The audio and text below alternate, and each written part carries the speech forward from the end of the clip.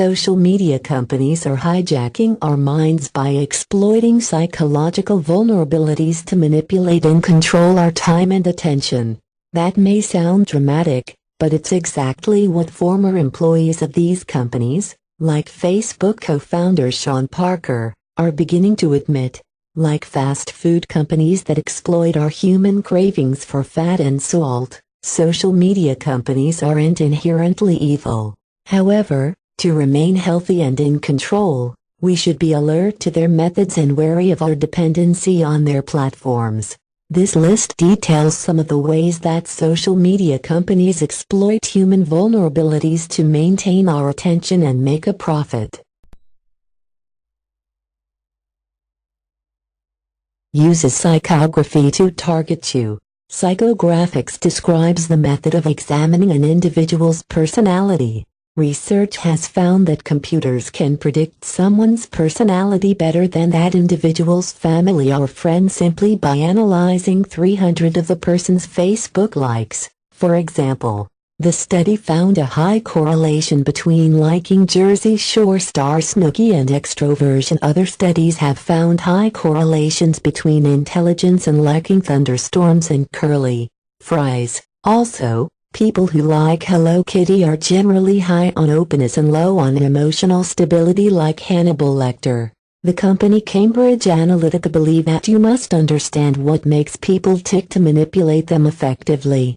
Through alleged negligence, Facebook effectively allowed Cambridge Analytica to use psychographics to target people with political ads adapted to their personalities. The actual effect of Cambridge Analytica's targeted campaigning is in dispute, but the company believe that their method was adept at influencing minds. In fact, they claimed responsibility for the surprising outcomes of Brexit and the 2016 U.S. presidential election.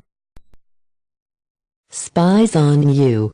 It is now well known that social media companies sell our demographic information to advertisers who use it to target us. However, they don't stop there.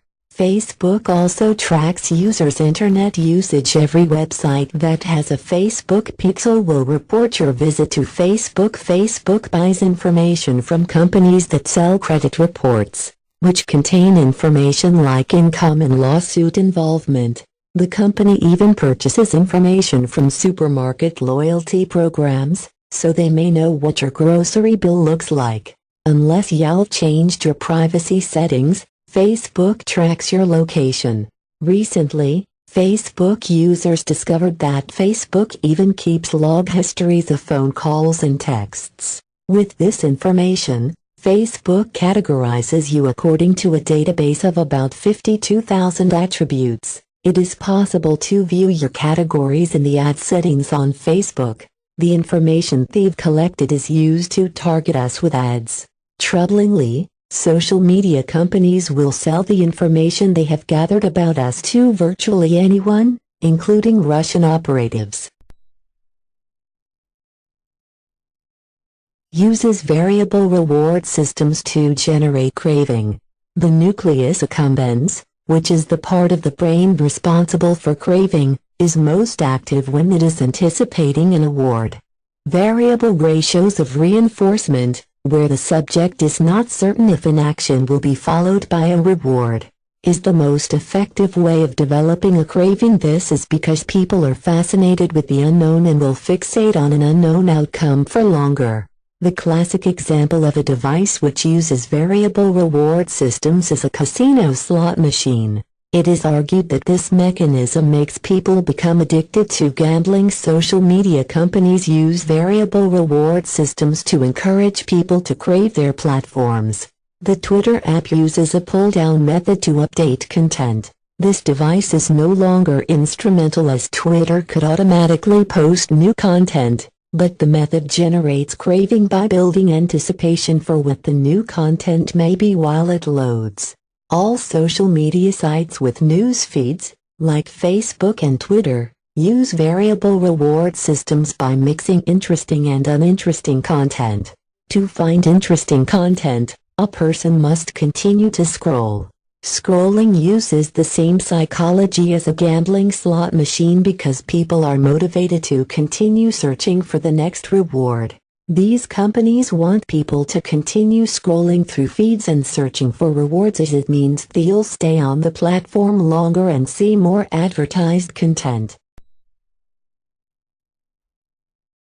Employs positive reinforcement to encourage use. Likes and retweets on social media are positive reinforcers that encourage people to return to the platforms. When people receive these forms of social validation, they have a rush of dopamine, known as the reward molecule, which people also experience after completing a workout or achieving a goal.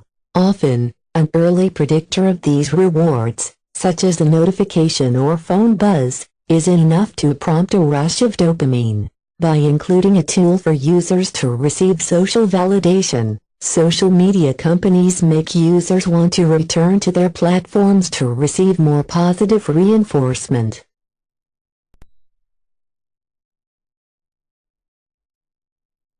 Uses the color psychology of red. The color red is associated with danger and warning. Studies on school children have found that kids perform worse when given test booklets with red covers rather than black or green. Researchers suggest that this occurs because the color red is associated non-consciously with avoidance behavior. Due to the triggering effect of the color red, it is commonly used for stop signs and alarms. The first Facebook notification icons were blue, matching the style of the site.